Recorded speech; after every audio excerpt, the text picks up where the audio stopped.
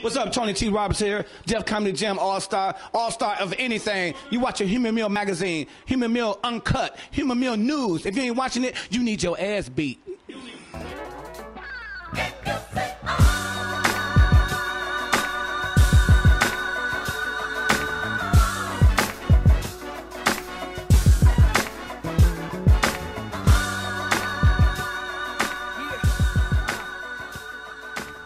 Frank Holder here, Humor Mill TV, sitting here with the one and only Mr. Finesse Mitchell. Sir, how you doing? Frank, it's been a while, man. I know. You on the move. I'm the one still in Los Angeles. God is good, blessing me. I've been just doing everything from New York to L.A., going back and forth. A little bit about what's going on with me.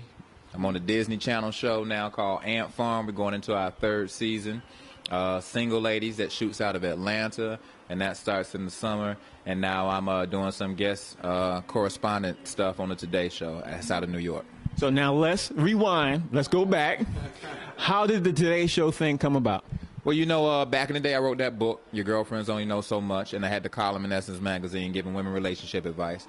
And then that's how I started the relationship, because Essence got me on the Today Show. And I'm a comedian, and I know how to be mainstream funny. So once I was on the Today Show, I just kept murking it every time I was on it. So they just kept inviting me back.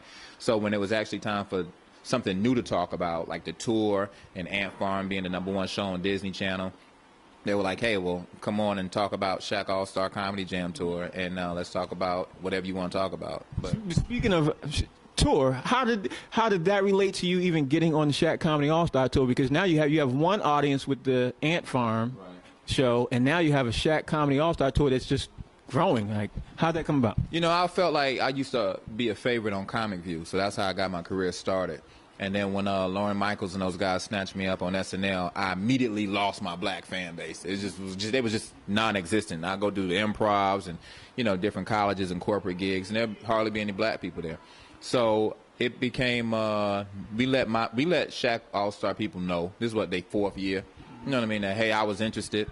They didn't know if it would be a good fit. And then they came out to Arlington, Texas at an improv and saw me just destroy an all-black crowd.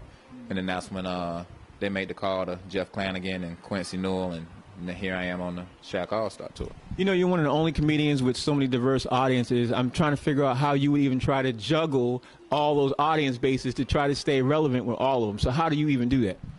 I line everything up by paychecks. You know what I'm saying? So if it's a white paycheck, that's a priority. That go up top. You know what I'm saying? They kind of pay you as soon as you come off the stage. And then if it's a black gig or a black paycheck, you know, then I make sure that the ink is real on the check itself, because, you know, I love my black people. But other than that, man, what I try to do is just be funny. And I look at the crowd and I see what kind of set I'm going to do. I never do the same set, and I just try to gauge it that way and just hopefully people respond. You know what I mean? Well, you're trying to be modest, saying you're doing these couple of things. I know you got some plans, and because all this seems like it was calculated. So I guess the question really is was it? Absolutely, man. I always tell young comics in the game, it's not about just being funny. It's not about just having a hot set. It's about building relationships with people. You know, last time I was actually on the Today Show was like maybe 3 years ago, but the relationships were still there. So when I was ready to come back on, they was like, we love to have you back on. So networking is also more a part of the comedy business nowadays than actually being funny. Social media is huge now, and, you know, the whole Twitter game and Facebook and all that stuff. But it really takes a combination of how you're going to plan your own career and stop thinking that a manager or an agent is going to get you to the next level. It's just not like that anymore. It was like that back in the day. But the game is changing, man, and comics got to learn how to change with it. And not only have a fire set, but know how to talk to people, know how to, you know, say something that people want to hear that makes them interested in you or remembers you. You know what I mean? And then people will do you a favor. And in the business, more or less, is about favors. I know a lot of funny people that ain't been on TV, but they won't either move out their city and take a chance, or they're horrible when it comes to people skills. You got to get your people skills game up, people, if you want to excel. Well, you've made so many accomplishments. You now recently, you know, you were on Single Ladies. I'm going to talk about that in a second. I guess one thing I want to say to you is what else is there to accomplish? You're on national television.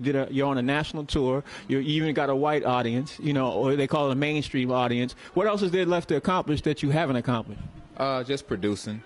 I'm a great writer, so bringing stories to life that I feel like I can bring more people into, because I definitely know how to write, I know how to produce. I've been learning directing, so I've just been trying to diversify my skill set on that aspect.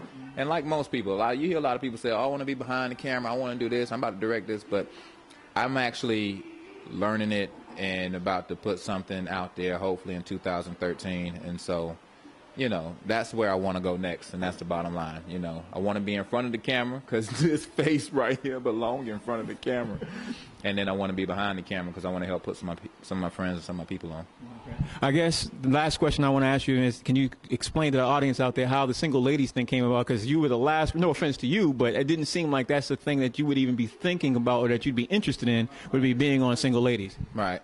Man, the bottom line with single ladies is that they I auditioned, I got close to something, but then Disney said that I couldn't do it because it interfered with their schedule. And so once again, I started talking to the executive producer and some of the people on Single Ladies, just keeping the relationship open. And I said, if you find something that I might be right for, give me a call. Maybe the schedules will work. So that's what happened. A part came up that they were saying, you know what, Finesse will be perfect for this. And then next thing I know, that's what happened. They called me up, and I was on Single Ladies for a couple of episodes, and maybe I'll come back next year. Right. Well, I guess the last thing I want to say to you is, can you tell everybody out there how we can follow you and what else you got coming up that you can talk about? And then, absolutely, you can follow me by finding Tony Roberts and seeing what he gonna wear, because I'm gonna be somewhere close to him saying, "Don't wear that."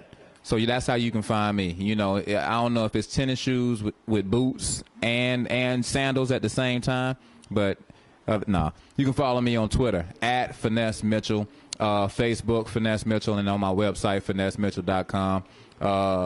Shaq All-Star Tour 2012, Atlanta, New Year's Eve, hometown. I'm going down there to wreck it. And so if you guys hear about Finesse Mitchell coming to your city, make sure you come out and support, because it's all about building fans, and I want to make you laugh and make you feel good. Thank you for taking all the time, brother. Appreciate you. Thank you, Frank.